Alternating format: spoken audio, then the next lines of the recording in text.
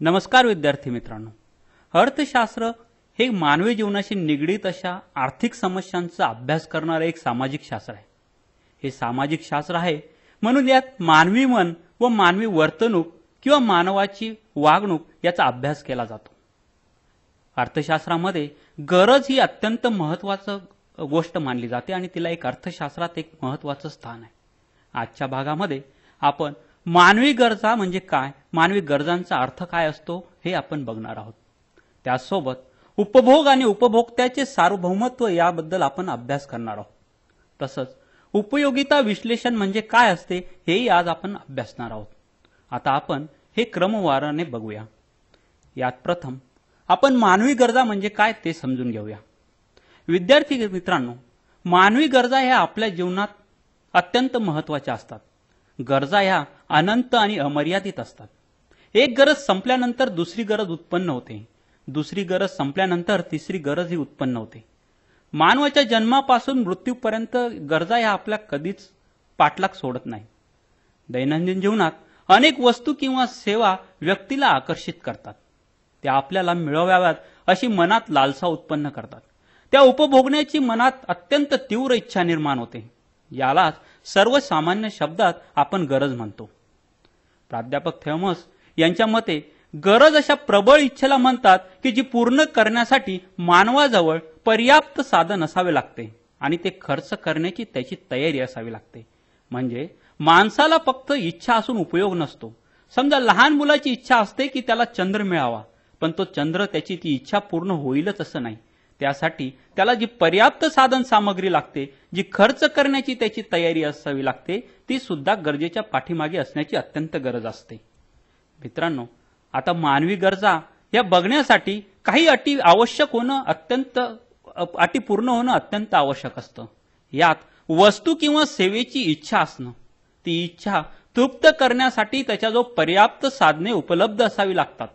तसंच ती इच्छा पूर्ण करण्यासाठी त्याची खर्च करण्याची तयारी सुद्धा असावी लागते। मित्रांनो, आता या गरजांवर परिणाम करणारे घटक कुठले कुठले असतात हे आपण बघूया। प्रथम, मानवाचे गरजा या जीवनावश्यक गरजा समजल्या जातात। त्यात अन्न, वस्त्र, निवारा या गरजा प्राथमिक समजल्या जातात। पण आता या गरजांवर परिणाम करणारे कुठले कुठले घटक असते ते सुद्धा आपण आता समजून घेऊया। यात पहिला घटक असतो जीवनावश्यकता। यामध्ये जीवनावश्यकतामध्ये ज्या जीवनावश्यक गोष्टी असतात, जसं मानवी अन्न, वस्त्र, निवारा याशिवाय मनुष्य जिवंत राहू शकत नाही। वस्त्र व निवाराशिवाय तो नैसर्गिक संकटातून सुरक्षित राहू शकत नाही। यासाठी या गरजा अत्यंत आवश्यक असतात। दुसरी गरज असते सामाजिक पर्यावरण। मनुष्य सामाजिक प्राणी असल्यामुळे तो समाजात राहतो। त्या समाजाची बंधनं, त्या समाजाचे नीती नियम त्याला पाळावी लागतात आणि हा सुद्धा गरजांवर परिणाम करणारा एक अत्यंत महत्त्वाचा घटक असतो। त्यासोबतच शिक्षण हा माणसाला प्रबल करत असतो। त्याच्या गरजा शिक्षणामुळे वाढत असतात, त्याला जगाचं ज्ञान प्राप्त होत असतं। त्याच्या पुढची गरज असते सामाजिक प्रतिष्ठा। सामाजिक प्रतिष्ठा ही सुद्धा गरजांवर परिणाम करत असते। सामाजिक प्रतिष्ठेसाठी मनुष्य काही चैनीच्या वस्तू खरेदी करतो, तो आपल्या गरजेपेक्षा अधिक खर्च करतो आणि त्यामुळे त्याच्या गरजांवर सुद्धा परिणाम होतो। त्यानंतर सवयी या नेहमी होणाऱ्या या गोष्टी असतात। जसं एखादा मनुष्य चहा घेतो, सिगारेट ओढतो, या सवयी या गोष्टींचं सवयीत रूपांतर होतं व सवयीचं रूपांतर हे व्यसनात होतं। त्यामुळे माणसाच्या गरजा या सवयीनुसार बदलत जातात। त्याचा पुढचा घटक असतो उत्पन्न। मनुष्याचं उत्पन्न जसं जसं बदलत जातं तसं तसं मनुष्याच्या गरजा ह्या बदलत राहतात। जसं प्रथमतः मनुष्याचं उत्पन्न कमी असतं तेव्हा तो सायकल घेण्याचा विचार करतो। त्याचं उत्पन्न वाढल्यानंतर तो एखादी मोटरसायकल घेण्याचा विचार करतो। अजून त्याचं उत्पन्न वाढलंच तो एक मोटर कारचा विचार करू लागतो। यावरून आपल्याला समजतं की जसं जसं मनुष्याचं उत्पन्न बदलू लागतं किंवा वाढू लागतं तशा तशा त्याच्या गरजा ह्या बदलत असतात। यानंतर फॅशन। समाजामधली जे फॅशन बदलत राहते। जसं आपण बघतो की बाहेरच्या देशातनं फॅशन ही आपल्या देशात येत असते। फॅशन बदलल्यानंतर माणसालाही त्या फॅशनप्रमाणे बदलावंसं वाटतं। जसं पूर्वी धोतर वापरत, धोतरनंतर मनुष्य पॅन्ट शर्टवर आला, आता जीन्स वापरायला लागला। या फॅशन नंतर माणसांच्या गरजा ह्या बदलत जातात। त्यानुसार पुढचा गरजांवर परिणाम करणारा घटक म्हणजे व्यवसाय। व्यवसायामुळे सुद्धा मनुष्याच्या गरजा ह्या बदलायला लागतात। जसा जसा मनुष्याच्या व्यवसायामध्ये त्याला इतर लोकांशी संवाद करण्याची गरज भासते, त्यानुसार तो आपल्या गरजा ह्या बदलत जातात. पुढचा घटक आहे हवामान. हवामानानुसार सुद्धा गरजांवर परिणाम होतात. जसं थंडीचं दिवस असले की मनुष्य लोकरीचे कपडे वापरायला लागतो. उन्हाळ्यामध्ये तो सुती कपडे वापरण्यास भर देतो. या हवामानानुसार, ऋतुमानानुसार तो आपल्या गरजा बदलतो. त्यानंतर पुढचा घटक आहे आवड निवड. आवडीनिवडीनुसार सुद्धा माणसाच्या गरजा बदलतात. जसं मनुष्याला पूर्वी आंबे आवडत, आंब्याची त्याला आवड सुरू झाली. आंब्यानंतर त्याला एखादं दुसरं फळ आवडू लागतं, मग त्या फळाच्या आवडीनिवडीनुसार ते फळ खाऊ लागतो. या आवडीनिवडी जशा बदलत जातात तसं तसं माणसाच्या गरजाही बदलायला लागतात. पुढचा घटक आहे शोध आणि नवप्रयत्न. जसे जसे नवनवीन शोध लागतात, नवनवीन वस्तू, नवनवीन संशोधनं बाजारात येऊ लागतात व मनुष्याला ती घ्यावीशी वाटतात, मनुष्याला ती आकर्षित करतात आणि त्यानुसार मनुष्याच्या गरजा सुद्धा बदलतात. त्यानंतर गरजांवर परिणाम करणारा पुढचा घटक आहे जाहिरात आणि प्रचार. जाहिरात आणि प्रचार ही प्रसार माध्यमांमार्फत लोकांना भुरळ पाडतात, ते त्यांच्याकडे आकर्षित करतात. त्यांचं उत्पादकाचं ॲडव्हर्टायझिंग करण्यासाठी ते जाहिराती करतात आणि त्यामुळे माणसाच्या गरजा बदलतात. त्या वस्तूंकडे तो आकर्षित होऊन त्या वस्तू त्याला घ्याव्याशा वाटतात आणि त्यानुसार मानवाच्या गरजा या बदलतात.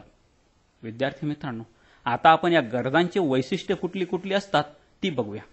ही गरजांची वैशिष्ट्ये बघताना आपल्याला पहिलं वैशिष्ट्य असं सांगता येईल की गरजा या अमर्याद असतात.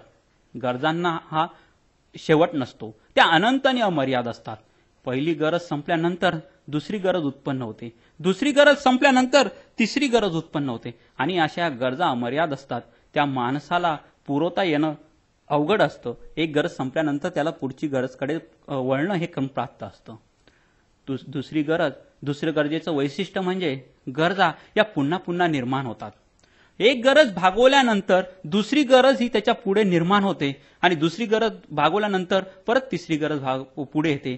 त्यामुळे आपण सांगू शकतो की एक उदाहरण घेऊन आपण हे बघूया. समजा मनुष्याला तहान लागली, त्याने पाणी पिलं, तेवढ्यापुरता ती गरज त्याची भागते, त्याची तहान संपते, पण पुन्हा काही वेळाने त्याला तहान लागते. म्हणजे गरजा या पुन्हा पुन्हा निर्माण होतात, हे यावरून आपल्याला सांगता येईल. तिसरं वैशिष्ट्य म्हणजे गरजा या तृप्तिक्षम असतात. आत्ताच आपण एक उदाहरण बघितलं की पाण्याची तहान लागली की आपण पाणी पिऊन ती गरजची तृप्ती करतो, म्हणजे ती गरजचं आपण पूर्ण करतो. तसंच आपल्याला जेव्हा भूक लागते तेव्हा अन्न खाऊन आपण भूकेचा शम करतो, म्हणजे गरजा या तृप्तिक्षम असतात असं आपण म्हणू शकतो. पुढचं वैशिष्ट्य म्हणजे गरजांची क्रमवारी आपल्याला लावता येणं शक्य असतं. विद्यार्थी मित्रांनो, आपण नुकतंच बघितलं की मानवी जीवनामध्ये गरजा या अनंत अमर्याद असतात. त्यामुळे सगळ्या गरजा एकाच वेळी भागवणं मनुष्याला शक्य नसतं. म्हणून मनुष्य त्याचं उत्पन्न बघून त्या गरजांची क्रमवारी लावतो. प्रथमतः त्याची गरज पहिली कुठली, शक्यतो पहिले गरज त्याची जीवन आवश्यकता असते. नंतर तो सुखद गरजांकडे वळतो आणि त्यानंतर पैसे उरले तर तो चैनीच्या वस्तूंच्या गरजा पूर्ण करतो. यानुसार प्रत्येक मनुष्य आपल्या पद्धतीने गरजांची क्रमवारी लावत असतो. त्यानंतर पुढचं वैशिष्ट्य, काही गरजा या पर्यायी असतात. विद्यार्थी मित्रांनो, गरजा या पर्यायी असतात याचा अर्थ एखादी गरज असते त्याला पर्यायी उत्पादनाने आपण ते भागवू शकतो. समजा उदाहरण घेतलं की एखाद्या मनुष्याला चहा घ्यायचा आहे. समजा त्यासाठी लागणारी साखर ही महाग असली तर तो गूळ वापरून तो चहाची गरज पूर्ण करू शकतो. म्हणजे गरजांना पर्यायी असतात आणि त्या पर्यायानुसार तो त्याची गरज भागवून घेत असतो. पुढचं वैशिष्ट्य म्हणजे काही गरजा या परस्पर पूरक असतात. त्या गरजा एकमेकांवर अवलंबून असतात. त्याच्यासाठी उदाहरण बघितलं, जर आपण मोटरसायकल घेतली तर त्यासाठी आपल्याला पेट्रोलची सुद्धा गरज निर्माण होते. फक्त मोटरसायकल घेऊन आपण ती गरज भागवू शकत नाही, तर त्याच्यासोबतच त्याची पूरक गरज म्हणजे पेट्रोलची गरज सुद्धा आपल्याला भागवावी लागते. यावरून आपण सांगू शकतो की गरजा या परस्पर पूरक सुद्धा असतात. पुढचं वैशिष्ट्य म्हणजे भविष्यकालीन गरजेपेक्षा वर्तमानकालीन गरजा प्रबळ असतात. पुढे लागणारी गोष्ट किंवा एखादी गरज आहे त्यापेक्षा आत्ता कुठली गरज आपल्याला महत्वाची आहे याला मनुष्य अधिक प्राधान्य देतो. म्हणून भविष्यकालीन गरजेपेक्षा आत्ता वर्तमानकालीन गरज ही प्रबळ असते आणि ती भागवण्याकडे मनुष्याचा अधिक कल असतो. पुढचं वैशिष्ट्य म्हणजे गरजांचं रूपांतर सवय आणि व्यसनात होतं. आत्ताच आपण बघितलं की एखाद्या व्यक्तीला गरज निर्माण होते, त्यानुसार तो चहा, सिगारेट या गोष्टींकडे वळतो. त्याचं पुढे जाऊन सवयीत रूपांतर होतं आणि सवयीचं पुढे जाऊन रूपांतर हे व्यसनात होतं. मग तो त्या गोष्टींशिवाय राहू शकत नाही. म्हणून गरजांचे रूपांतर हे सवय आणि व्यसनात होतं हे आपण समजू घेऊ शकतो. पुढचं वैशिष्ट्य म्हणजे काही गरजा या कायमस्वरूपी असतात तर काही गरजा या तात्पुरत्या असतात. यात आपण सांगू शकतो की काही गरजा असतात त्या कायमस्वरूपी असतात, त्या गरजा आपण पूर्ण कधीच करू शकत नाही. तर काही गरजा या तात्पुरत्या असतात, त्या तात्पुरत्या उपयोगाने आपण त्या भागवू शकतो. यामध्ये आपण उदाहरण बघितलं की पाण्याची तहान लागली की पाणी पिऊन ती गरज आपण तात्पुरतीही भागवू शकतो. पुढचं वैशिष्ट्य म्हणजे काही गरजा अनुकरणीय असतात. समजा शेजारच्या व्यक्तीने एक चांगला मोबाईल घेतला, आपल्या मित्राने चांगला मोबाईल घेतला, तर आपल्याला सुद्धा एक चांगला तसाच मोबाईल घ्यावासा वाटतो. मित्राने जर चांगली मोटरसायकल घेतली तशीच मोटरसायकल आपल्यालाही घ्यावीशी वाटते. यावरून आपण सांगू शकतो की काही गरजा अनुकरणीय असतात. आपल्याला दुसऱ्याचं अनुकरण करणं हे अत्यंत आवडतं. स्त्रियांचा एक स्वभाव असतो तो म्हणजे हेवा करणं. शेजारच्या स्त्रीने चांगली साडी घेतली की या स्त्रीला वाटतं की आपणही तशीच महागडी साडी घ्यावी. हे म्हणजे अनुकरण असतं आणि म्हणून आपण म्हणू शकतो की काही गरजा अनुकरणीय असतात. आता पुढचं वैशिष्ट्य म्हणजे काही गरजा रूढी आणि परंपरेतून निर्माण होतात. आपल्या समाजाच्या रूढी आणि परंपरा असतात, त्यातून स्त्रिया या टिकली लावणं, गंध लावणं, कानात दागिने घालणं, मंगळसूत्र वापरणं, हातात बांगड्या घालणं, या गरजा असतात त्या रूढी आणि परंपरेतून निर्माण झालेल्या असतात आणि आपण त्या तशाच पुढे चालवत असतो. पुढचं वैशिष्ट्य म्हणजे काही गरजा फॅशनमुळे निर्माण होतात. जसा जसा काळ बदलत जातो तशी नवीन फॅशन समाजात येत असते आणि फॅशनप्रमाणे लोकही बदलत असतात. जसं धोतरवरून लोक पॅन्टवर आले, पॅन्टवर आता जीन्स पॅन्ट वापरायला लागले. हे फॅशनप्रमाणे लोकांमध्ये या गरजा निर्माण होतात आणि त्या भागवण्याचा मनुष्य हा प्रयत्न करत असतो. पुढचं म्हणजे काही गरजा जाहिरात व प्रचारातून निर्माण होतात. यामध्ये जाहिरात आणि प्रचार हे मनुष्याला अनेक वस्तू घेण्यासाठी आकर्षित करत असतात. त्यांचा पगडा त्या मनुष्याच्या मनावर बसतो आणि त्यातून या गरजा निर्माण होतात. त्या मनुष्याला त्या गोष्टी, त्या वस्तू किंवा त्या सेवा या घ्याव्याशा वाटतात. आता पुढचं वैशिष्ट्य म्हणजे ज्ञानवृद्धीतून काही गरजा निर्माण होतात. मनुष्याने शिक्षण घेतल्यानंतर त्याची ज्ञानवृद्धी होते आणि ज्ञानवृद्धी झाल्यानंतर त्याला काही गरजा निर्माण होतात. समजा एखादा विद्यार्थी कॉलेज जीवन हायस्कूल शिकून नंतर तो कॉलेजमध्ये येतो आणि कॉलेजमध्ये असताना त्याला कम्प्युटरची गरज निर्माण होते. तर त्यावरून आपण म्हणू शकतो की ज्ञानवृत्तीतून काही गरजा ह्या निर्माण होतात. आता मित्रांनो, आपण या गरजांचं वर्गीकरण कसं कसं असतं ते आता आपण बघूया. गरजांचं वर्गीकरण करताना हे वर्गीकरण व्यक्ती सापेक्ष, काल सापेक्ष, स्थल सापेक्ष अशा पद्धतीने केलं जातं. शिवाय ते उपभोक्त्यांची आर्थिक स्थिती, त्यांचा व्यवसाय, वस्तूची किंमत यावरही अवलंबून असतं. एखाद्या व्यक्तीच्या दृष्टीने एखादी गरज चैनीची असेल तर दुसऱ्याच्या दृष्टीने ती सुखद आणि तिसऱ्याच्या दृष्टीने ती आवश्यक असू शकते. विद्यार्थी मित्रांनो, यावरून आपण सांगू शकतो की गरज जशी जशी बदलत जाते, एकच गरज काही मनुष्यांना वेगवेगळी असू शकते. एखादी वस्तू एखाद्या व्यक्तीसाठी चैनीची असेल तर तीच दुसऱ्यासाठी ती सुखद गरज असेल तर तिसऱ्या व्यक्तीसाठी ती अत्यंत आवश्यक गरज असू शकते. विद्यार्थी मित्रांनो, यासाठी आपण उदाहरण घेऊया. विमानात प्रवास करणं एखाद्या व्यक्तीसाठी ती चैनीची गरज, एखाद्या सामान्य व्यक्तीसाठी ती चैनीची गरज असते, तर तेच उद्योगपतींसाठी ती एक सुखद गरज असते. पण तेच राष्ट्रपती किंवा पंतप्रधान यांच्यासाठी बघितलं तर ती एक आवश्यक गोष्ट असते. यानुसार माणसानुसार, त्याच्या व्यवसायानुसार त्या गरजेचं रूपांतर होत असतं. आता आपण गरजांच्या तीव्रतेच्या आधारावर त्यांचं काही वर्गीकरण करण्यात आलेलं आहे ते आपण बघूया. आपण बघितलं की पूर्वी मनुष्याच्या जीवनावश्यक गरजा म्हणजे अन्न, वस्त्र, निवारा याच गरजा समजल्या जात. परंतु जसा जसा काळ बदलत गेला या गरजांमध्येही परिवर्तन करण्यात आले. यात पहिलं आवश्यक गरजा या असतात. ज्या गरजा मनुष्यासाठी अत्यंत आवश्यक असतात त्यांना आवश्यक गरजा असं म्हटलं जातं. यामध्ये जीवनावश्यक गरज ही पहिला प्रकार आहे. त्यामध्ये आपण आता बघितलं की अन्न, वस्त्र, निवारा या गोष्टींचा यात समावेश होतो. अन्न हे मनुष्याला जिवंत राहण्यासाठी, तसंच वस्त्र व निवारा हे माणसाला नैसर्गिक गोष्टींपासून संरक्षण करण्यासाठी आवश्यक असतात. दुसरं म्हणजे कार्यक्षमता टिकवण्यासाठी आवश्यक गरजा.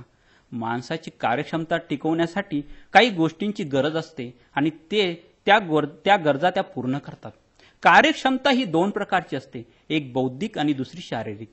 बौद्धिक कार्यक्षमता टिकवण्यासाठी माणसाला शिक्षण, चांगली पुस्तकं या गोष्टींची गरज लागते. तर माणसाची बौद्धिक आपली शारीरिक कार्यक्षमता टिकवण्यासाठी त्याला अंड, दूध, भाजीपाला इत्यादी गोष्टींची गरज लागते आणि या गरजांची तृप्तता केल्यानंतर त्याची कार्यक्षमता टिकवण्यासाठी मदत होते. तिसरा प्रकार म्हणजे प्रतिष्ठा टिकवण्यासाठी आवश्यक गरजा. प्रतिष्ठा टिकवण्यासाठी काही व्यक्ती अनावश्यक खर्च करत असतात. त्यामध्ये महागडे दागदागिने, चैनीच्या वस्तू या गोष्टी घेतल्यानंतरच समाजात आपली प्रतिष्ठा वाढते असा त्या लोकांचा समज असतो आणि त्या गरजा प्रतिष्ठा टिकवण्यासाठी निर्माण होतात. पुढचं म्हणजे सवय आणि व्यसनासंबंधीची आवश्यक गरजा. आपण बघितलं की चहा, कॉफी, दारू, सिगारेट या गोष्टींची मनुष्याला सवय होते आणि सवयीचं रूपांतर व्यसनामध्ये होतं आणि त्या आवश्यक गरजा बनतात. त्यानुसार आपण म्हणू शकतो की सवय आणि व्यसनासंबंधी आवश्यक गरजा हा सुद्धा गरजांचे एक वर्गीकरणचा प्रकार आहे. त्यानंतर दुसरा प्रकार म्हणजे सुखद गरजा. सुखद गरजा या आवश्यक गरजा भागवल्यानंतर सुखद गरजांकडे मनुष्य वळत असतो. सुखद गरजांमध्ये आपण म्हणू शकतो की फॅन, टेलिफोन, टीव्ही किंवा एसी, आपलं cooler, sofa set, dining table या गोष्टी आपण सुखद गरजांमध्ये समावेश करू शकतो. या गरजा माणसाला पाहिजेच असता असं नाही, पण त्याच्याकडे अनावश्यक पैसा असला तो या सुखद गरजा भागवण्याचा प्रयत्न करतो. त्यानंतर तिसरा प्रकार म्हणजे चैनीच्या गरजा. आवश्यक गरजा आणि सुखद गरजा भागवल्यानंतर माणसाकडे पैसे उरले तर तो चैनीच्या गरजांकडे वळतो. चैनीच्या गरजांमध्ये उंच हॉटेलमध्ये जाणं, तिथे जाऊन जेवण करणं, विमानात प्रवास करणं या गोष्टींचा समावेश चैनीच्या गरजांमध्ये येतात. कूलरऐवजी एसीचा वापर करणं याचा सुद्धा अंतर्भाव चैनीच्या गरजांमध्ये होतो. चैनीच्या गरजा भागवताना ते मनुष्य सहसा आपल्या इन्कमचा, आपल्या उत्पन्नाचा फारसा विचार करताना दिसत नाही. आता विद्यार्थी मित्रांनो, आपण पुढच्या मुद्द्याकडे वळूया. तो म्हणजे उपभोग आणि उपभोक्त्याचे सार्वभौमत्व. आता उपभोग म्हणजे काय हे आपण अगोदर प्रथमतः समजून घेऊया. उपभोग म्हणजे आपल्या व्यावहारिक जीवनामध्ये आपण समजतो की अन्न खाणं म्हणजे उपभोग होय, पण अर्थशास्त्रामध्ये उपभोगाचा दुसरा अर्थ घेण्यात आला आहे. गरजा हा आर्थिक क्रियांचा आरंभ बिंदू आहे, तर उपभोग हा त्या गरजांचा अंतिम बिंदू असतो. याचा अर्थ गरजाच मानवाला आर्थिक क्रिया करण्यास भाग पाडतात आणि त्यातून ज्या वस्तू व सेवांचे उत्पादन होतं त्यांचा उपभोग घेतला जातो. उपभोगानंतर वस्तू किंवा सेवा या नष्ट होतात. उत्पादक उपभोगासाठीच वस्तू व सेवांचे उत्पादन हे करत असतो. उपभोगाचा संबंध खाण्यापिण्याशी जोडला जातो. गरज भागवण्यासाठी वस्तू किंवा सेवांचा वापर केला जातो. या वापरालाच उपभोग असं मानलं जातं. अर्थशास्त्रात उपभोग संकल्पनेला एक अत्यंत विशेष असा अर्थ आहे. विद्यार्थी मित्रांनो, प्राध्यापक मेयर्स यांच्या मते मानवी गरजांच्या पूर्ततेसाठी वस्तू आणि सेवांचा प्रत्यक्ष आणि अंतिम उपभोग म्हणजे उपभोग होय. यामध्ये ज्या गोष्टी किंवा सेवा किंवा ज्या वस्तू मनुष्य वापरत असतो त्यांचं पूर्तता, त्या गरजांची पूर्तता पूर्ण झाल्यानंतर माणसाला जो मानसिक आनंद मिळतो किंवा त्याची जी तृप्ती पूर्ण होते त्याला उपभोग असं म्हटलं जातं. वस्तू किंवा सेवेत असलेल्या उपयोगितेचा नाश करणं आणि त्यातून मानवी गरजेची तृप्ती होणं म्हणजे उपभोग म्हणू शकतो. यामध्ये आपण उदाहरणासाठी घेऊया की माणसाला भूक लागल्यानंतर त्याला अन्न घेण्याची गरज वाटते आणि अन्न घेतल्यानंतर त्याची ती तृप्ती पूर्ण होते. त्यालाच आपण उपभोग असं म्हणू शकतो. मित्रांनो, आता या उपभोगाचे प्रकार कुठले कुठले आहेत ते आपण बघूया. यामध्ये वस्तू किंवा सेवांचा उपभोग 4 प्रकारे घेतला जातो. यामध्ये पहिला प्रकार असतो प्रत्यक्ष उपभोग. ज्या वस्तूचा किंवा सेवाचा प्रत्यक्षपणे उपभोग घेतला जातो त्याला प्रत्यक्ष उपभोग असं म्हटलं जातं. उदाहरणासाठी आपण जर सफरचंद खाल्लं तर त्याला प्रत्यक्ष उपभोग असं म्हणू शकतो. दुसरा प्रकार अप्रत्यक्ष उपभोग. ज्या वस्तू किंवा सेवेने माणसाला अप्रत्यक्ष उपभोग मिळतो किंवा त्याचा उपभोग घेण्यासाठी त्याच्या अप्रत्यक्षपणे मदत होते त्याला अप्रत्यक्ष उपभोग असं म्हटलं जातं. यामध्ये उदाहरणासाठी आपण घेऊया की रेल्वेद्वारे माल वाहतूक करणं किंवा एक उद्योगधंद्यातील यंत्रसामग्री ही अप्रत्यक्ष उपभोगाची उदाहरणं आहे. तिसरा प्रकार म्हणजे उत्पादक उपभोग. ज्या वस्तू किंवा सेवेने उत्पादक घडण्यासाठी त्याचा उपयोग होतो त्याला उत्पादक उपभोग म्हणतात. याच्यासाठी आपण उदाहरण घेऊया किंवा एखादे शिक्षक जेव्हा विद्यार्थ्यांना घडवतात तेव्हा त्याला उत्पादक उपभोग असं म्हटलं जातं. कारण शिक्षक हे उद्याचे नागरिक घडवत असतात, विद्यार्थी हे उत्पादक असतात, ते पुढे जाऊन काय समाजासाठी कुठली ना कुठली सेवा देणार असतात, म्हणून याला आपण उत्पादक उपभोग असं म्हणू शकतात. पुढचं आपण वर्गीकरण बघूया अनुत्पादक उपभोग. यामध्ये ज्याच्यापासून काही उत्पादन तयार होत नाही किंवा उत्पादक होण्यासाठी मदत होत नाही त्याला आपण अनुत्पादक उपभोग असं म्हणू शकतो. मित्रांनो, आता या उपभोगाचे महत्व काय काय आहेत ते आपण बघूया. उपभोग हे आर्थिक क्रियांचा आरंभ आहे. आपण आता नुकतंच बघितलं की मनुष्याची जेव्हा एखादी गोष्ट घेण्याची किंवा त्याची गरज निर्माण होते तेव्हा ती एखादी गोष्ट तो किंवा वस्तू किंवा सेवा तो विकत घेतो आणि तिचा उपभोग घेतो. हा उपभोग घेतल्यानंतर त्याची परत दुसरी गरज निर्माण होते आणि ती दुसरी गरज भागवल्यानंतर परत तिसरी गरज निर्माण होते. म्हणजे यालाच आपण म्हणू शकतो की उपभोग ही आर्थिक क्रियांचा आरंभ आहे. दुसरं महत्व म्हणजे देशाच्या आर्थिक विकासाचा हा उपभोग हा आधार असतो. कारण उपभोगामुळेच माणसाच्या गरजा पूर्ण होतात व दुसरी गरज पूर्ण करण्यासाठी तो वळतो व या क्रिया निरंतर चालू असतात. एक गरज संपल्यानंतर दुसरी गरज निर्माण होते व त्या उपभोग केल्यानंतर मनुष्य त्यासाठी खर्च करतो, त्याचं उत्पन्न मिळतं तर त्यात खर्च करतो. ही क्रिया अखंडपणे चालत असते. म्हणून आपण म्हणू शकतो की देशाच्या आर्थिक विकासासाठी उपभोग हा एक आधार आहे. तिसरं महत्व म्हणजे उत्पादन, विभाजन आणि विनिमय या आर्थिक क्रियांचा आधार म्हणजे उपभोग आहे. विद्यार्थी मित्रांनो, आर्थिक क्रियांचे हे 4 महत्वपूर्ण पैलू मानले जातं. त्यामध्ये उत्पादन, विभाजन, विनिमय आणि उपभोग. उपभोगामुळेच हे चक्र अखंडितपणे चालू असतं. एखादा उत्पादक उत्पादन करत असतो, त्याचं विभाजन केलं जातं, नंतर त्याचं ग्राहक आणि विक्रेता यांमध्ये विनिमय केलं जातं आणि शेवट ग्राहक हा त्याचा उपभोग, त्या वस्तूंचा सेवांचा उपभोग घेतो आणि परत उत्पादक त्या गोष्टी परत उत्पादन करत असतो. हे चक्र अखंडितपणे चालण्यासाठी उपभोग ही अत्यंत महत्वाची क्रिया मानली जाते. तो शेवटचा टप्पा असतो आणि म्हणूनच उत्पादन, विभाजन आणि विनिमय या आर्थिक क्रियांचा आधार उपभोगाला समजलं जातं. आता पुढचं महत्व म्हणजे रोजगार पातळीचा निर्धारक. यामध्ये रोजगार पातळीचा निर्धारक काढताना रोजगार पातळी समतोल आहे का, रोजगार पातळीचा स्तर कसा आहे हे बघण्यासाठी उपभोग या क्रियेला अत्यंत महत्व आहे. उपभोग क्रियेमुळेच रोजगाराचा समतोल कसा आहे हे कळण्यास मदत होते आणि हा सुद्धा अत्यंत महत्वाचा घटक आहे. विद्यार्थी मित्रांनो, आता आपण उपभोक्त्याचे सार्वभौमत्व म्हणजे काय ते समजून घेऊया. उपभोक्ता हा बाजाराचा राजा असतो. तो सार्वभौम असतो. कोणत्या वस्तू व सेवांचा उपभोग घ्यायचा, वस्तू व सेवांना किती किंमत द्यायची, किती प्रमाणात त्या वस्तू घ्यायचा याबाबतचा निर्णय तो स्वतः घेतो आणि तो निर्णय घेत असताना त्या ग्राहकाची एखाद्या विशिष्ट वस्तूला विशेष पसंती किंवा नाराजी त्या मागणीतील चढ उतारामुळे किंवा किमतीतील चढ उतारामुळे उत्पादकास समजते. उत्पादक याला उपभोक्त्याचा आदेश मानतात, कारण उपभोक्ता हा बाजाराचा राजा असतो. त्याच्या आदेशाचे पालन उत्पादकाने केले तर त्याला नफा मिळतो, अन्यथा त्याला तोटा सहन करावा लागतो. विद्यार्थी मित्रांनो, आपण असं म्हणू शकतो की उपभोक्ता हा भांडवलशाहीमध्ये केंद्रस्थानी असतो. उपभोक्ता हा बाजाराचा राजा असतो. तोच सारे निर्णय घेत असतो.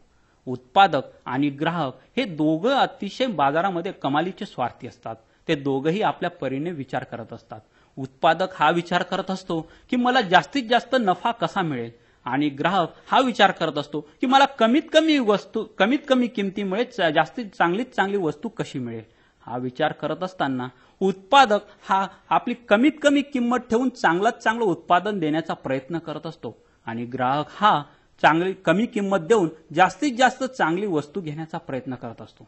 त्यासाठी उत्पादकाला आपली किंमत कमी ठेवण्यासाठी उत्पादकाचे जे अन्य खर्च असतात ते कमी करण्याचा प्रयत्न करावा लागतो, जेणेकरून ते आपल्या वस्तूची की सेवेची किंमत तो कमी ठेवून जास्तीत जास्त ग्राहक आपल्याकडे वळवू शकेल.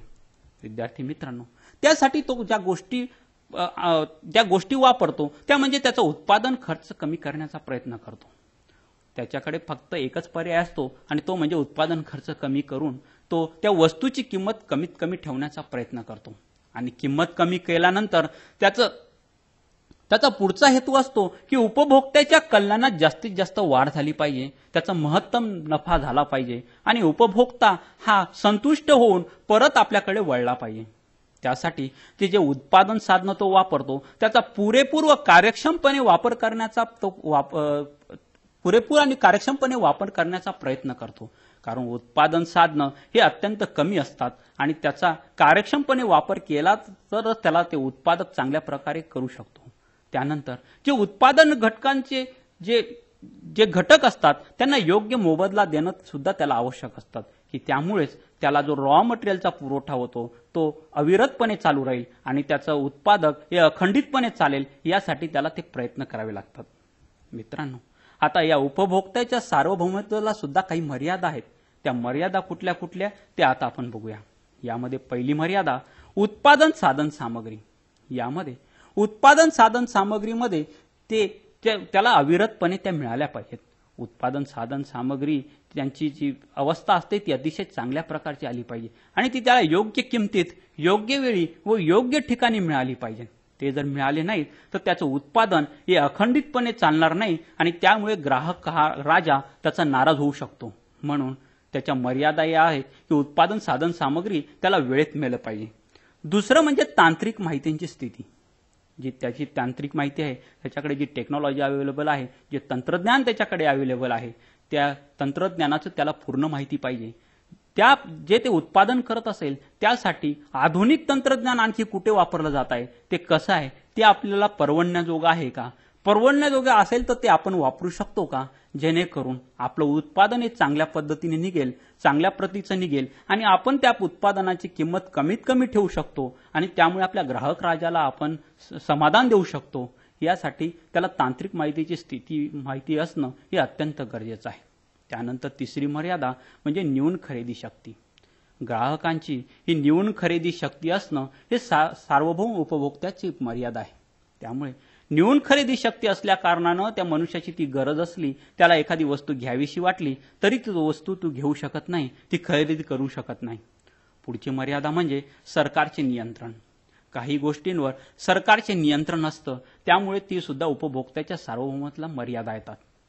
सरकार अनेक प्रकार वस्तू व सेवांवर नियंत्रण लावत असतं. जसं साखरच्या बाबतीत आपण हे म्हणू शकतो. साखर हे साखर कारखान्यांवर नियंत्रण लावतं, तसंच उपभोक्त्यांवरही नियंत्रण लावतं की इतकीच किलो साखर मला मिळू शकते आणि जेणेकरून मनुष्याच्या गरजांवर, त्याच्या सार्वभौमत्वावर नियंत्रण सरकार ठेवू शकतं. पुढची मर्यादा म्हणजे सरकारकडून करारोपण. ज्या गोष्टी एखादा खरेदीदार घेत असतो, ग्राहक घेत असतो, त्यासाठी आपण उदाहरण घेऊ शकतो की जे दारू, सिगारेट या ज्या गोष्टी असतात, काही उपभोक्ते घेण्याची गरज असते, पण त्या व्यसनांमध्ये त्याचं रूपांतर होत असल्यानं सरकार त्यावर अधिक करारोपण करत असतं आणि अधिक करारोपण झाल्यामुळे ग्राहकाची खरेदी शक्ती कमी होऊन त्या वस्तू तो कमी घेण्याचा त्याचा कल असतो. या सुद्धा उपभोक्त्याच्या सार्वभौमत्वाला मर्यादा येतात. मित्रांनो, पुढचं म्हणजे मक्तेदारी. एखाद्या गोष्टीसाठी जर एकच उत्पादक असेल तर ती सुद्धा उपभोक्त्याच्या सार्वभौमत्वाला मर्यादा येतात. कारण उपभोक्त्यासाठी पर्याय नसल्या कारणानं उपभोक्त्याला त्याच प्रोड्युसर करून किंवा त्याच याच्याकडून वस्तू ती विकत घ्यावी लागते. त्याला पर्याय नसल्या कारणानं त्याने जी किंमत ठरवली त्याच किमतीमध्ये ती वस्तू घ्यावी लागते. म्हणून ही सुद्धा एक मक्तेदारी सुद्धा एक मर्यादा मानली जाते. आता पुढचं मर्यादा म्हणजे फॅशन आणि चालीरीती. फॅशन आणि चालीरीतीमध्ये जसा जसा काळ बदलतो, फॅशन बदलत जातात, चालीरीती बदलत जातात आणि त्यानुसार मनुष्याला सुद्धा बदलावं लागतं. उपभोक्त्याची किंवा मनुष्याची किंवा ग्राहकाची इच्छा असो वा नसो, त्याला काळानुसार बदलावं लागतं. ही सुद्धा सार्वभौमत्वाच्या मर्यादा असते. एखाद्या व्यक्तीला टाय सूटमध्ये जाणं आवडत नाही, परंतु एखादी मीटिंग असली, कॉर्पोरेट मीटिंग असली तर त्याला ते तसं जाणं अत्यंत आवश्यक असतं. ही सुद्धा मनुष्याच्या, ग्राहकाच्या सार्वभौमत्वाला मर्यादा असते. नंतर प्रमाणित वस्तू. प्रमाणित वस्तूंमध्ये सरकार काही वस्तू प्रमाणित करणं असतं, त्याच्यासाठी काही नामांकन केलेले असतात. ते नामांकन त्या वस्तूने किंवा ते सेवेने पास केले तरच ती वस्तू किंवा सेवाही बाजारात येऊ शकते आणि ही सुद्धा सार्वभौमत्वाची मर्यादा असते. एखाद्या ग्राहकाला एखादी वस्तू आवडली पण तिने सरकारी नामांकन पूर्ण केलेलं नसेल तर ती वस्तू किंवा ती सेवा ग्राहक हा घेऊ शकत नाही. ही त्याच्या मर्यादा असते. पुढचं म्हणजे जाहिरात. जाहिरातामुळे सुद्धा माणसाच्या गरजा बदलतात. मनुष्य एखाद्या वस्तूकडे, सेवेकडे आकर्षित होतो आणि त्याची इच्छा असो वा नसो, इच्छा नसली तरी त्या गोष्टीकडे तो आकर्षित होऊन ती वस्तू विकत घेतो. ही ती उपभोक्त्याच्या सार्वभौमत्वाला मर्यादा आहे. पुढची गोष्ट म्हणजे नियंत्रित वाटप. नियंत्रित वाटप यामध्ये सरकार काही गोष्टींचं वाटप करत असतं आणि त्यावर त्यांचं सरकारचं नियंत्रण असतं. त्या काही स्वरूपात, काही प्रमाणातच वाटल्या जातात. त्यासाठी आपण उदाहरण घेऊया की रेशन दुकानामध्ये तांदूळ आणि साखर याचं वाटप केलं जातं, ते नियंत्रितपणे केलं जातं आणि ही सुद्धा एक सार्वभौमत्वाची मर्यादा आहे.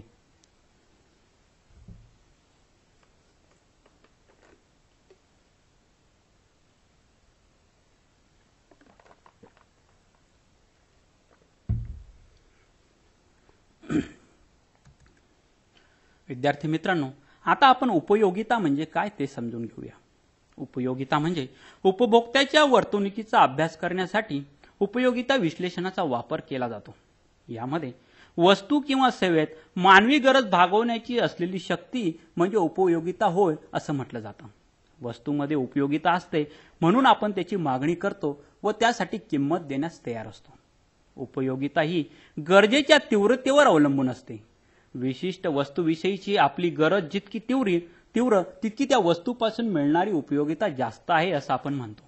म्हणूनच आपण जास्त उपयोगिता असणाऱ्या वस्तूंसाठी जास्त व कमी उपयोगिता असणाऱ्या वस्तूंसाठी कमी किंमत देण्यासाठी तयार असतो.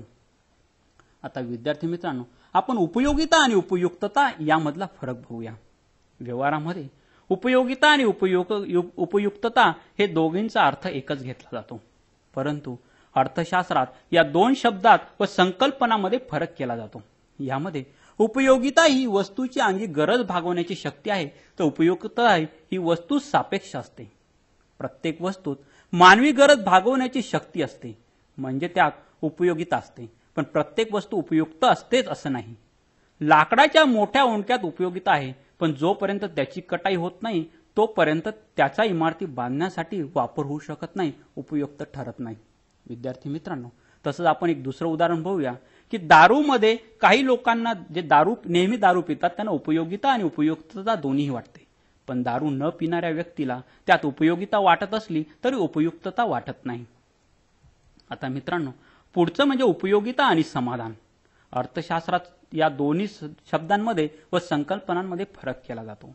व्यवहारात जरी या दोन्ही गोष्टी एकाच अर्थाने घेतल्या गेल्या तरी अर्थशास्त्रात ते दोघं वेगवेगळ्या गोष्टी मानल्या जातात. उपयोगिता ही वस्तूच्या अंगी गरज भागवण्याची शक्ती आहे, तर समाधान ही प्राप्त उपयोगिता असते, ती प्रत्यक्षपणे जाणवते. जेव्हा आपण एखादी वस्तू खरेदी करण्याचा विचार करतो तेव्हा त्या वस्तूत असलेल्या उपयोगितेचा विचार करतो, परंतु समाधान वस्तूचा प्रत्यक्ष उपभोग घेतल्यानंतर प्राप्त होतो. आता विद्यार्थी मित्रांनो, आकार उपयोगिता म्हणजे काय ते आपण बघूया. आकार उपयोगितेमध्ये निसर्गतः मिळालेल्या ज्या वस्तू आहेत त्या वस्तू जशाच्या तशा वापरण्याचा प्रयत्न केला तर त्या वस्तूपासून मिळणारी उपयोगिता कदाचित कमी असेल किंवा शून्य असते, परंतु त्याच वस्तूंचा जर योग्य आकार दिला त्या वस्तूंपासून मिळणारी उपयोगिता वाढते. यालाच आपण आकार उपयोगिता असं म्हणतात.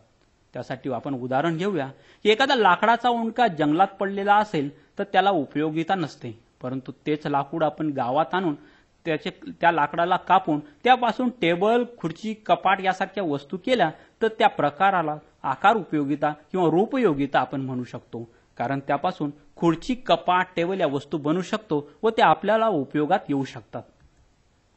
आता मित्रांनो, उपयोगितेचे वैशिष्ट्य किंवा गृहीते कुठले ते आता आपण बघूया.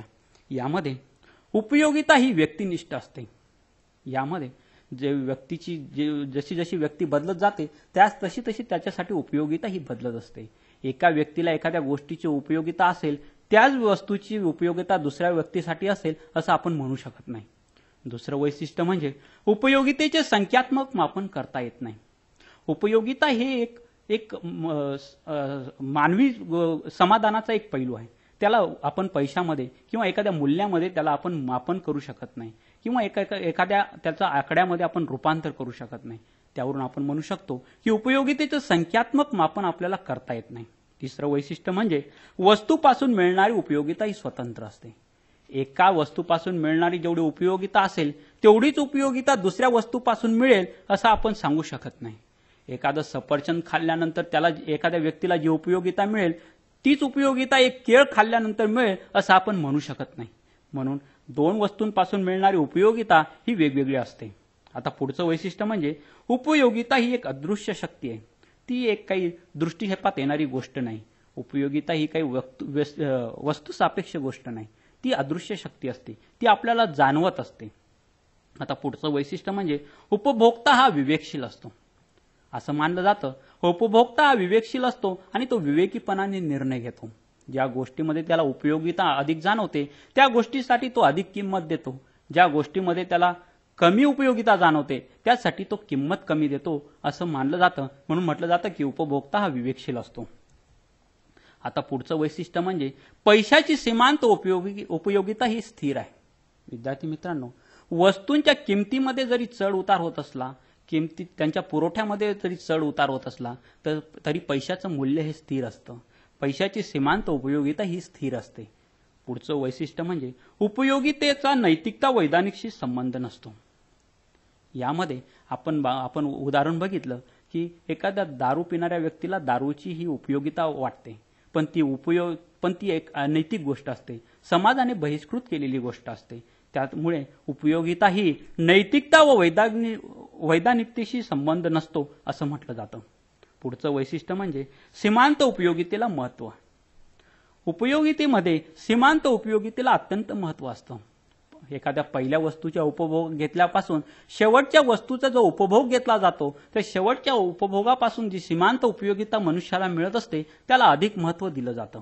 पुढचं वैशिष्ट्य म्हणजे उपयोगिता ही सापेक्ष संकल्पना आहे. यामध्ये उपयोगिता ही काही व्यक्तिसापेक्ष गोष्ट नाही. त्यामध्ये माणसाला अनुभव प्राप्त होतो, समाधान प्राप्त होते आणि ती एक मानसिक समाधान असतं. म्हणून उपयोगिता ही सापेक्ष संकल्पना आहे असं मानलं जातं. जसा काळ बदलतो, स्थळ बदलतं, तसं उपयोगिता ही बदलत जाते. आता पुढचं वैशिष्ट्य म्हणजे एकूण उपयोगिता व्यक्तिगत वस्तूंच्या संख्येवर अवलंबून असते. एकूण उपयोगिता व एखादी व्यक्ती जेवढ्या त्या वस्तू वापरत असेल किंवा त्यांचा उपभोग घेत असेल, त्या किती वस्तू वापरल्या त्याच्या संख्येवरती अवलंबून असते. विद्यार्थी मित्रांनो, आता ही उपयोगितेचे मापन कशा प्रकारे केलं जातं ते आपण बघूया. या मापन करताना वस्तू किंवा सेवेसाठी उपभोक्त्याकडनं जी किंमत देऊ केली जाते त्याच्या साहाय्यानेच उपयोगितेचं मापन करणं शक्य असतं.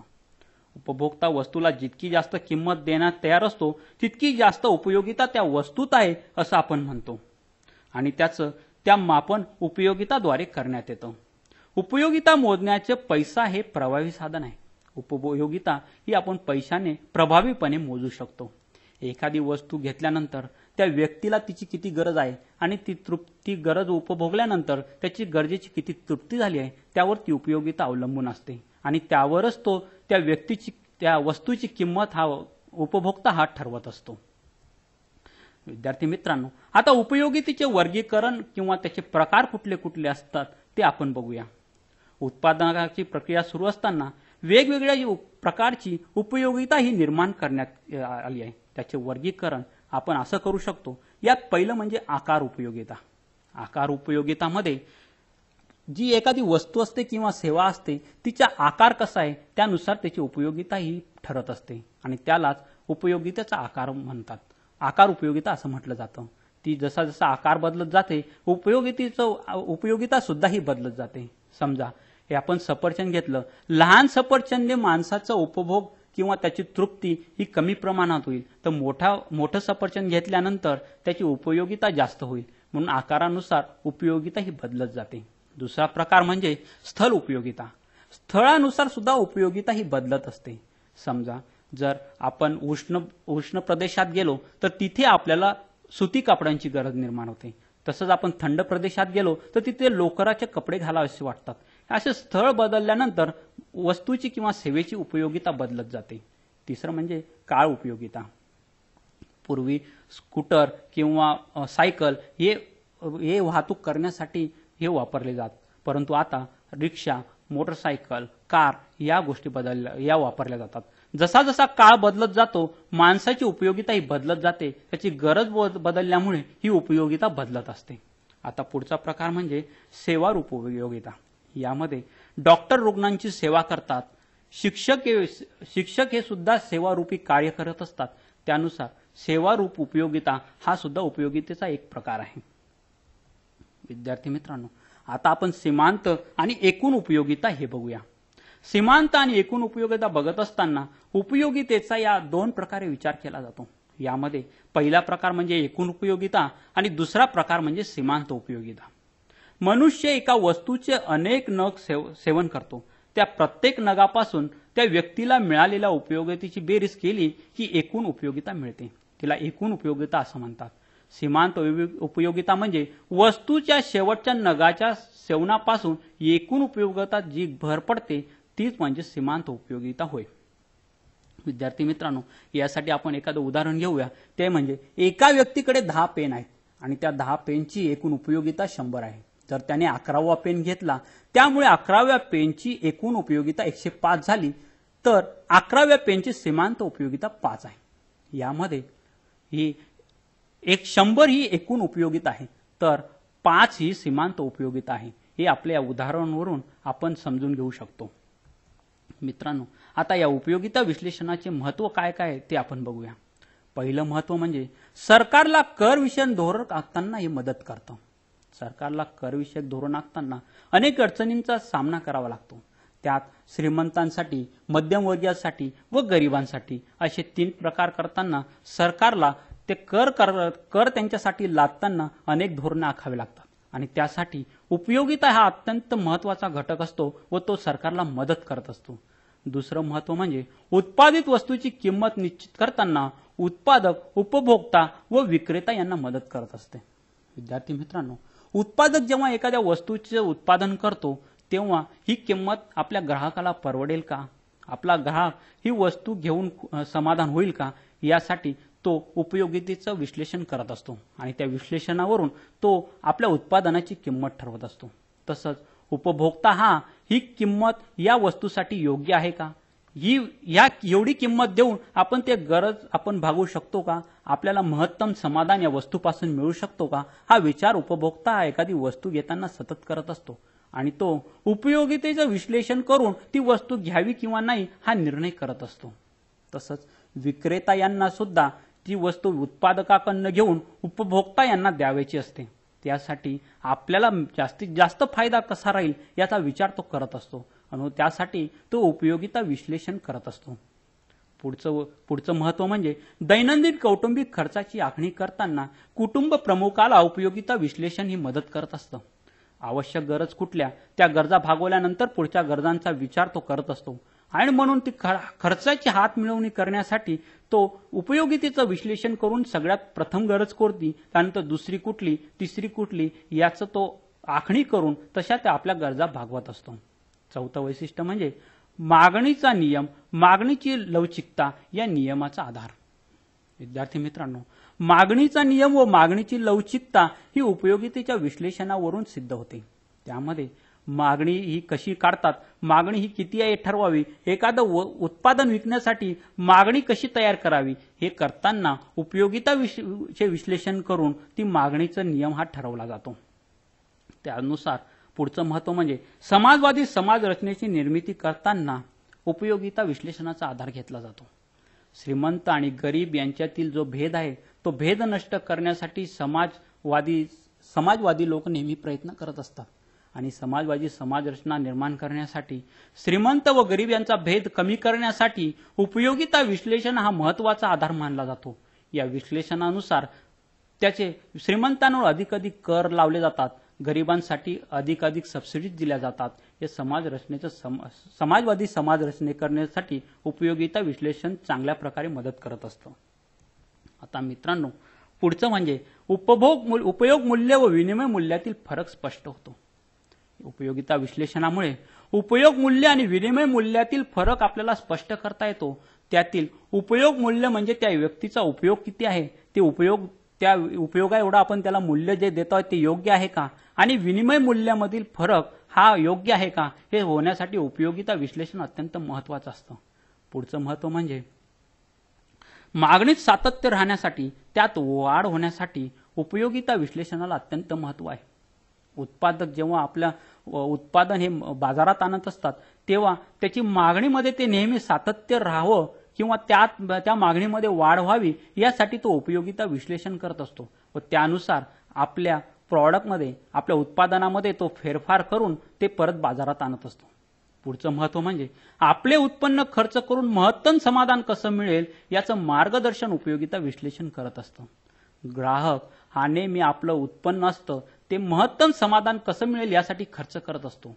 एखादी गोष्ट खरेदी करताना त्या गोष्टीपासून त्या वस्तूसाठी आपण जो पैसा देतो आहे तो योग्य आहे का आणि त्यापासून त्या वस्तूचं आपल्याला महत्तम समाधान मिळेल का याचं विश्लेषण तो उपयोगितेच्या आधारे करतो आणि मग तो ते वस्तू घेण्याचा निर्णय घेत असतो.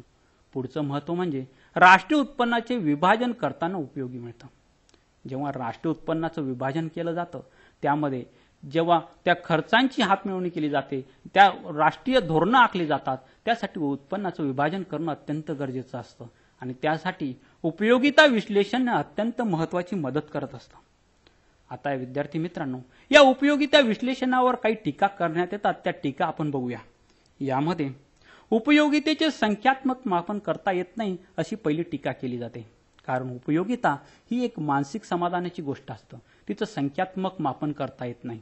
दुसरं म्हणजे पैशाची सीमांत उपयोगिता स्थिर नसते. आपण मागेच बघितलं की पैशाचं मूल्य बदलत नसतं, पण हे काही खरं नाही. त्यावर टीका केली जाते की पैशाची सीमांत उपयोगिता ही स्थिर नसते. जसं कंजूस मनुष्याला वाटतं की पैसा हा अधिकाधिक पैसा येत असावा, तसंच श्रीमंतालाही वाटत असतं की पैसा हा अधिकाधिक येत असावा.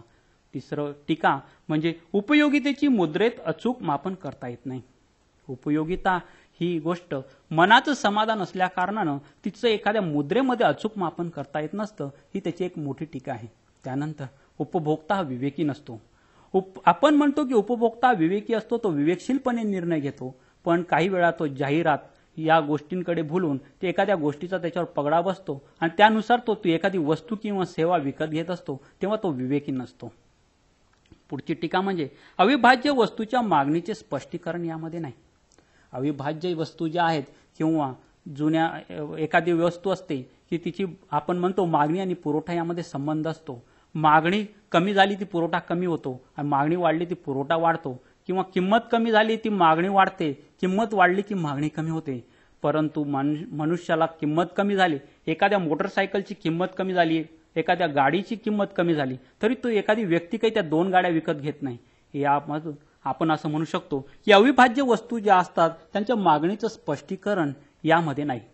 पुढची टीका म्हणजे कमी किमतीला उपभोक्ता जास्त परिमाणाची मागणी करत नाही. आता आपण नुकतंच बघितलं, एखादी गोष्टीची किंमत जरी कमी झाली तरी त्यापासून ग्राहक काही त्या गोष्टीपासून अजून काही जास्त मिळावं याची अपेक्षा करत नाही. पुढची टीका म्हणजे उत्पन्न परिणाम, पर्यायता परिणाम व किंमत परिणामाचे स्पष्टीकरण यात नाही. एखाद्या व्यक्तीचं उत्पन्न वाढलं तर त्याच्या उपयोगितेमध्ये काय फरक पडेल हे, किंवा एखाद्या वस्तूसाठी पर्याय उपलब्ध झाला तर त्या उपयोगितेमध्ये काय फरक पडेल, किंवा एखाद्या वस्तूची किंमत कमी झाली किंवा वाढली तर त्या उपयोगितेमध्ये काय फरक पडेल याचं स्पष्टीकरण यामध्ये नाही.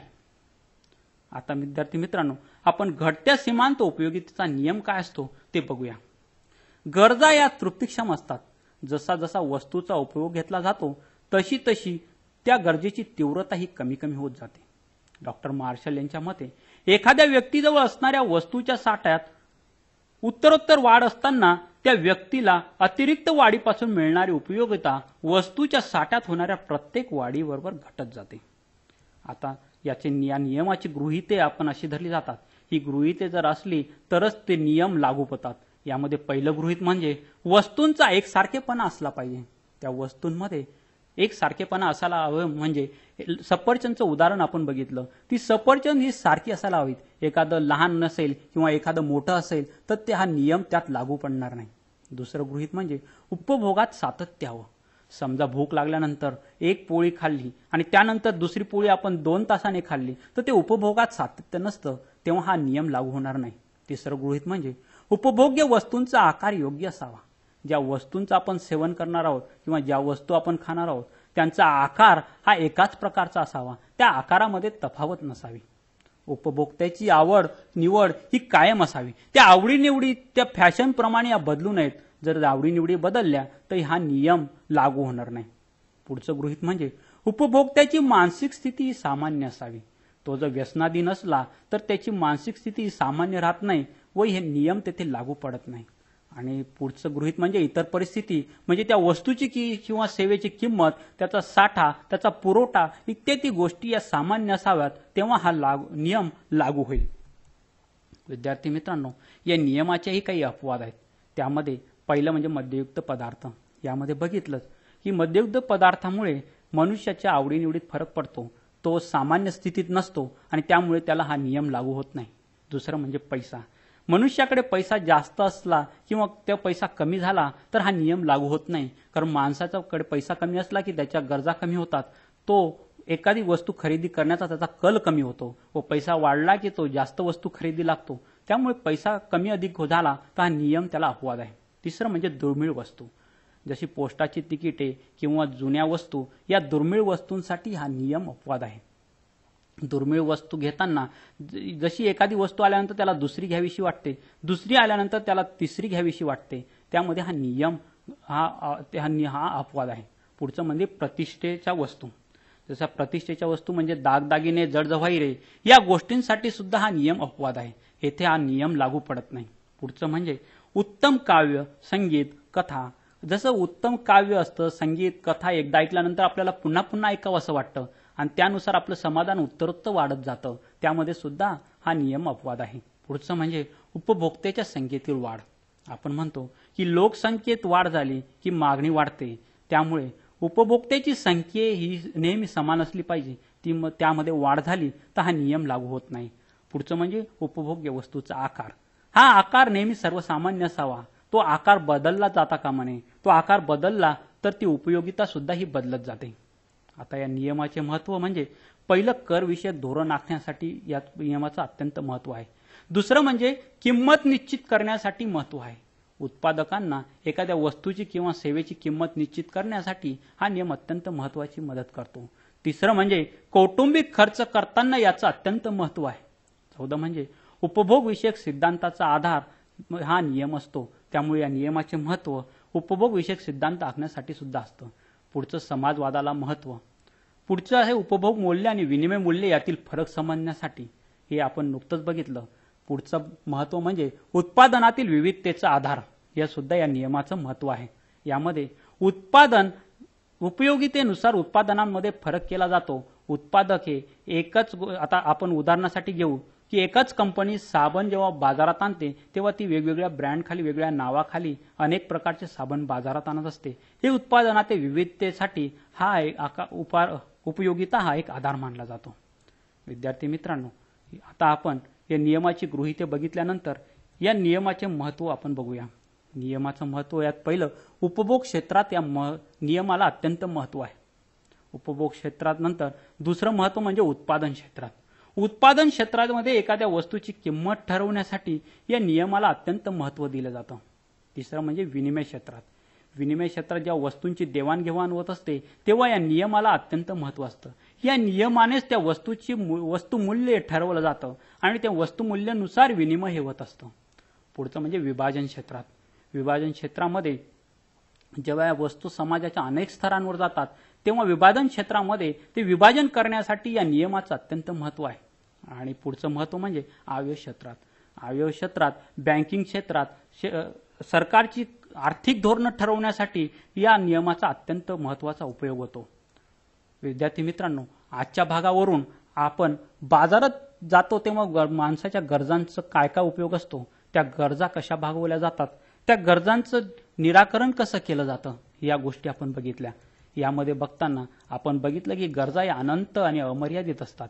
त्या गरजा भागवण्यासाठी माणसाला जे उत्पादन असतं, जे उत्पादक असतात ते अत्यंत मर्यादित असतात आणि तो त्यातून महत्तम समाधान शोधण्याचा प्रयत्न करत असतो. विद्यार्थी मित्रांनो, आजच्या भागावरून मला वाटतं की मानवी गरजा म्हणजे काय हे समजून घेतलं आहे. त्यानुसारच आपण उपभोग आणि उपभोक्त्याचे सार्वभौमत्व काय काय असते हेही समजून घेतलं आहे. त्यासोबत आपण उपयोगिता विश्लेषण हे अधिक सविस्तरपणे समजून घेतले. धन्यवाद.